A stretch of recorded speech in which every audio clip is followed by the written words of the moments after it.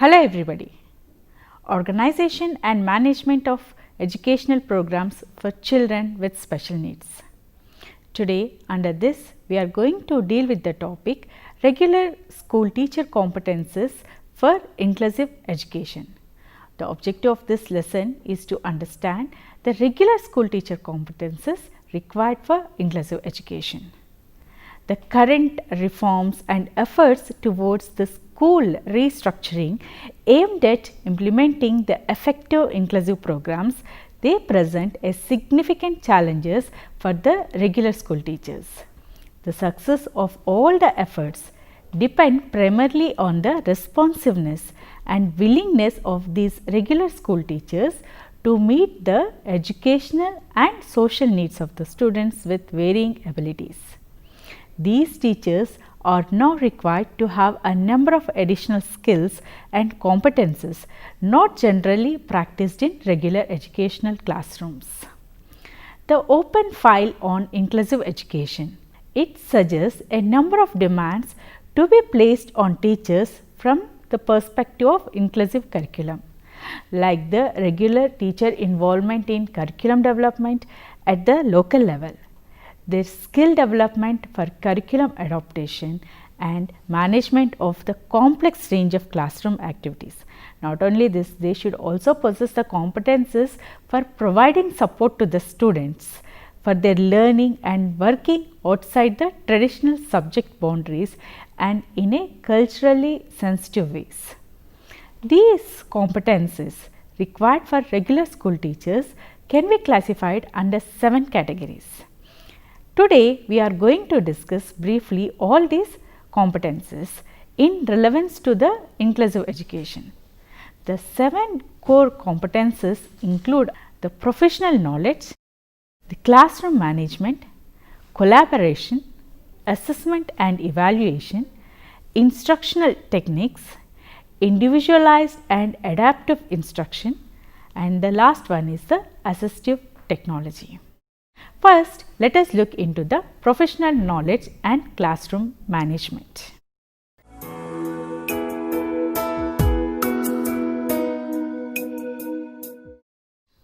Professional knowledge in the context of the inclusive education, it includes a knowledge of understanding the basic terminology and concepts that are used in special education, the various disabling conditions, and also it includes the rationale and history of inclusive education, the policies and legislations related to inclusive educations, the rights, roles, responsibilities of parents, students, teachers and other professionals as they relate to the individuals with special learning needs. Penny and Murray, they conducted a research or a survey of school principals regarding the competences needed by the regular school teachers to work effectively with students having disabilities. The principals, they ranked the knowledge of disabling conditions as the most important competency for the regular school teachers. The results of need assessment showed that the teachers indicated a high need of training in the professional knowledge competency area. In a study, the research showed that they surveyed 37 university professors and 64 regular school teachers to identify the competences that regular school teachers consider most important to work with the students with disabilities. Both the professors and the regular school teachers, they reported knowledge of disabling conditions as the most important competency for a regular school teacher to work in a inclusive educational classrooms. In India, Sharma has conducted a research and he reported that the teachers require information on the types of disabilities, the curriculum adaptations, the educational implications, skills and strategies required for meeting the needs of the students with disabilities. Classroom management. So, we have understood that professional knowledge is an important competency required for regular school teachers. After the professional knowledge, it is the classroom management core which is most important for regular school teachers. The classroom management for inclusive education includes the knowledge of applied behavior analysis, the basic classroom management theories, the methods and techniques for individuals with exceptional learning needs, the research-based best practices for effective management of teaching and learning, the material management, the organization of aids and support services, and creating a positive atmosphere in the classroom. The diversity in the classroom presents a variety of management challenges for the school teachers.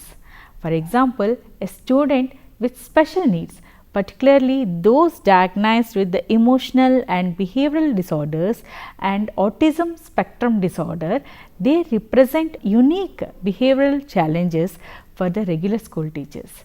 According to Wang, the effective classroom management has been found to contribute more to the school learning than the curriculum design or the classroom instruction, the student demographics, home support and school policy. As a supportive educational environment has a significant positive impact on overall learning of the student with disabilities, the regular classroom teacher need to be competent in creating a positive psychosocial environment for all the students, including those having disabilities. In addition to the psychosocial environment, the physical aspects of the classroom also exert a great influence on the inclusive classroom environment. The physical environment includes some aspects like the arrangement of the desks, lighting and the temperature. So, all these come under the classroom management core competencies for a regular school teacher in an inclusive setting. After having understood the professional knowledge competencies and the classroom management competencies required for a regular school teacher in an inclusive setting, let us go on to the third competencies, that is collaboration and evaluation.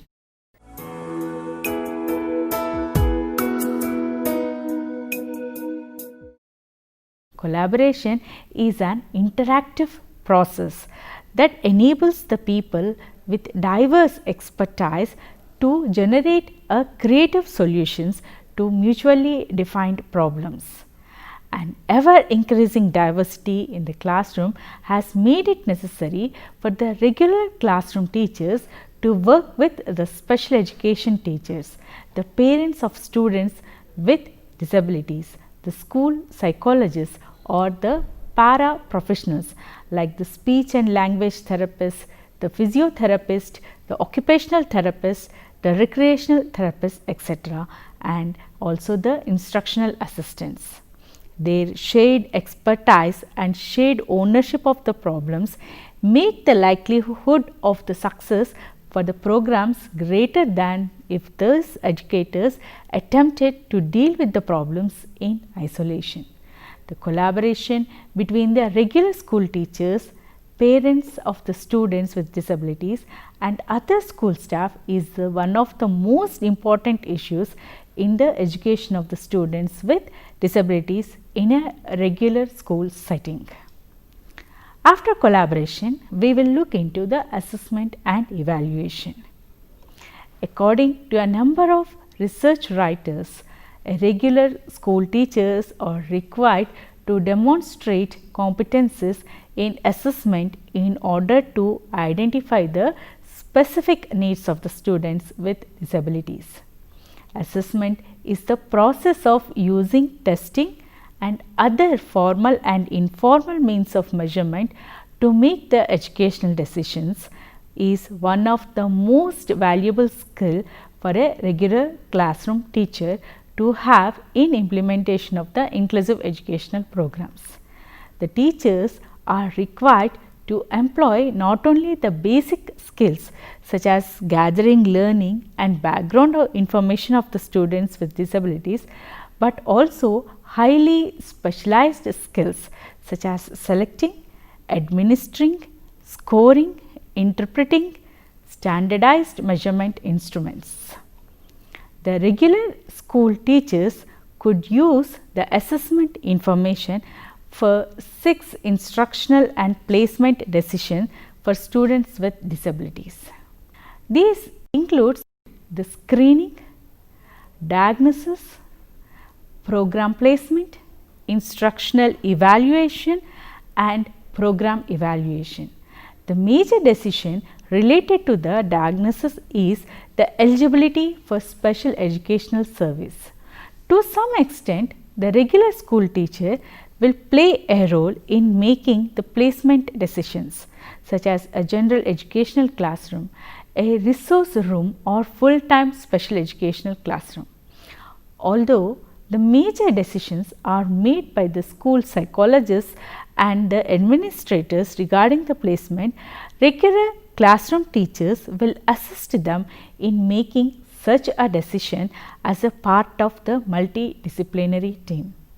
This is all about the collaboration and evaluation competences required for a regular school teacher to work in an inclusive education. After having understood the professional knowledge required for the regular teachers and the classroom management competences, the collaboration and evaluation competences, let us now move on to see some instructional techniques.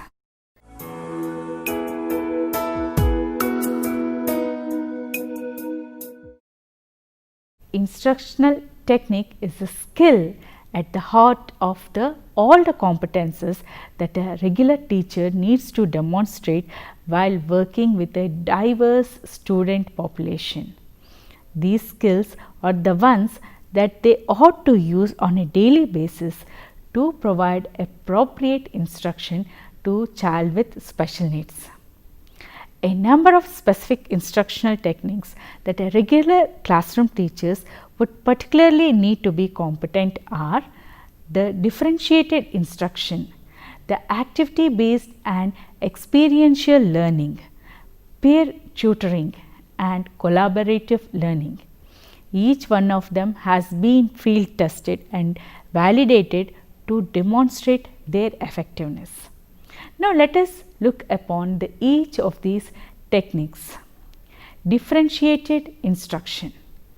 In past, the regular classroom teachers used the ability grouping to deal with variations in the students' skill levels. Research on the ability grouping has been done and it was concluded that the educational practice perpetuated low gap between the high and low achieving students. To overcome these difficulties and to successfully accommodate the student with disabilities, the regular school teachers needed to use the differentiated instruction. This differentiated instruction technique, it requires the teachers to teach one main lesson for all the students with variations for each individual student's need. It is an instructional approach that allows the regular classroom teacher to plan for all the students within one lesson. Thereby, it decreases the need for separate programs while permitting the teacher to weave individual goals into the classroom content and the instructional strategies. Thus, a diverse group of learners, they share the instructional activity in which individually appropriate learning outcomes occur within the same curricular area. Differentiated instruction allows the students to learn from one another in an atmosphere of human diversity.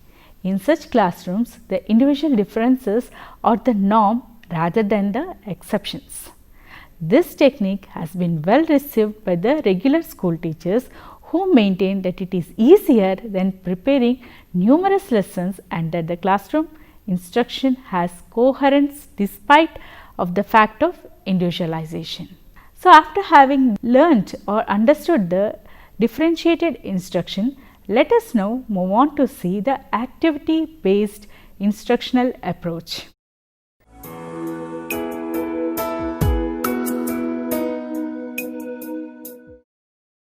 In classrooms that present instruction passively or in isolation and use only the lecture format as a dominant form of instruction, many students do not learn or retain and apply the knowledge as effectively.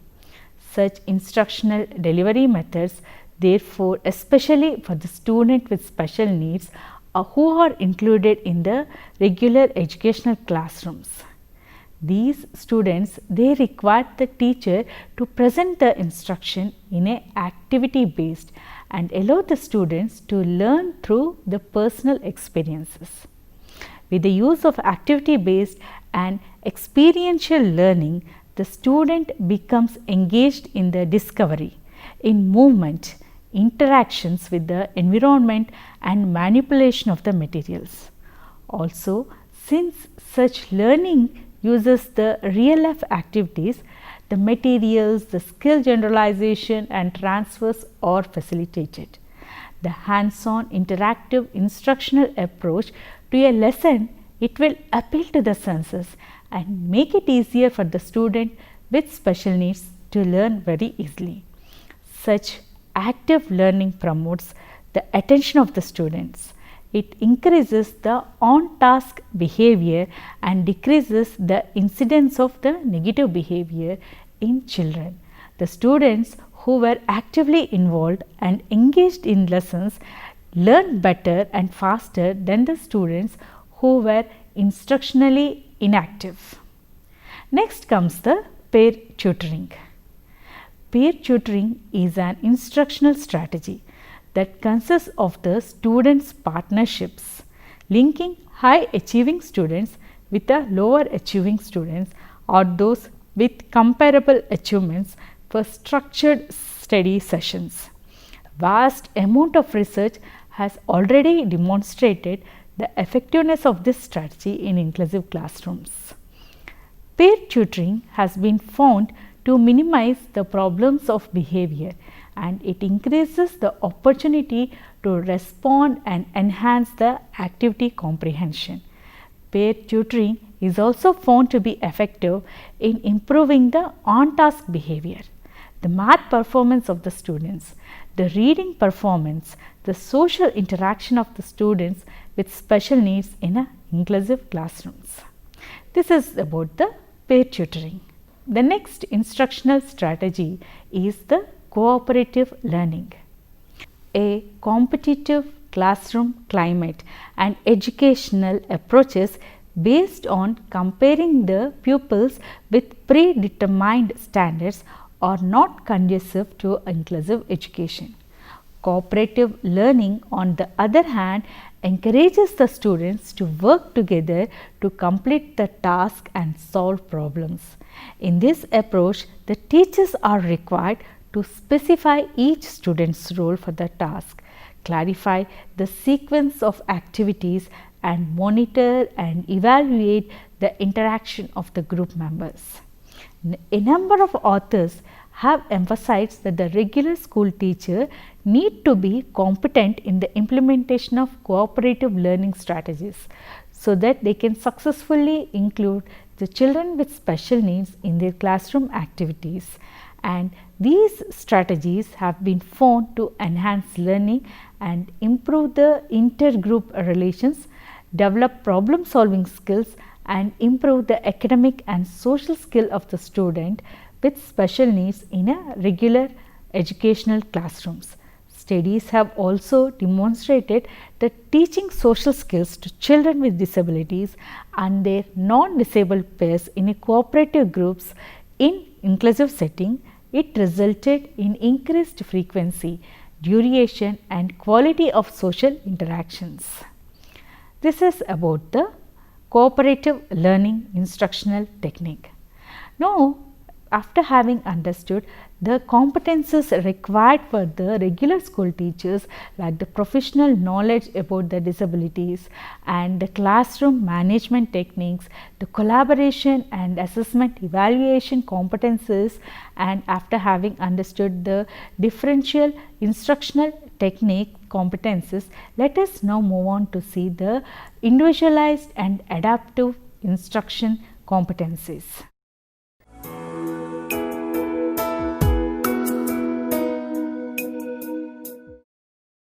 Another important paradigm shift in the area of education of the children with special needs was initiated with the thinking that any difficulty that a child exhibited in learning was attributed not to the problem within the child, but to the school system.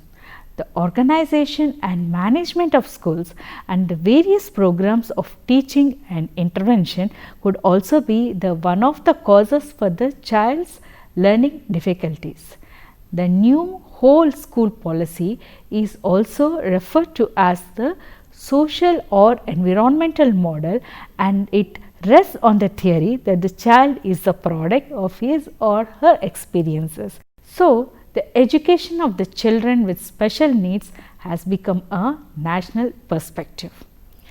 After the International Year of Disabled Persons, people from each corner of the world became aware of the fact that large number of the disabled children reside in the developing countries and in the countries concerned with increased attention to fulfill the needs of these challenged children. Enabling the Legislation Act, the Child with Special Needs Act and the National Trust Act are paving the way for implementing the education of inclusive education through SSA, that is the Sarva Shiksha Abhiyan vehicle towards ultimate aim of mainstreaming. The efforts to educate children with special needs. It began soon after independence when the Ministry of Education established a special unit to deal with the special children. The ministry drew on the experiences which has already gained by the non-government organizations in the field of special education since the last 2 decades, which saw the establishment of the first school for deaf in Bombay and the first school for blind in Amritsar. Before the end of the century, a number of special schools for blind and deaf were set up. This had firmly established the special school tradition, which continued up till the mid-1950s. At the same time, certain international agencies like the Royal Commonwealth Society for the Blind, they began experimenting the integration of the visually impaired children with other children. Around 1970, the success of international experiment in placing the children with disabilities in regular schools began to be noticed. The importance of the value of integrated education was also seen by its reference made in the National Policy of Education. So, this is about the integrated education.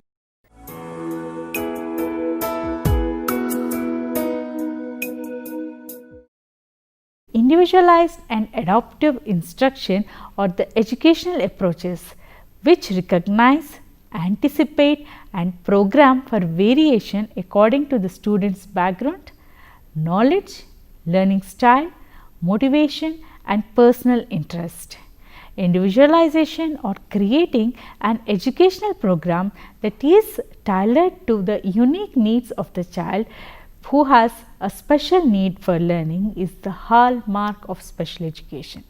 This is what makes an inclusive or regular classroom education different. However, a fusion of both well established the stream of instruction is needed from the regular school teachers if they are to serve all the students in their classroom, including those with exceptionality. A conceptual framework of instructional adaptations for students with disabilities was provided by Glaser.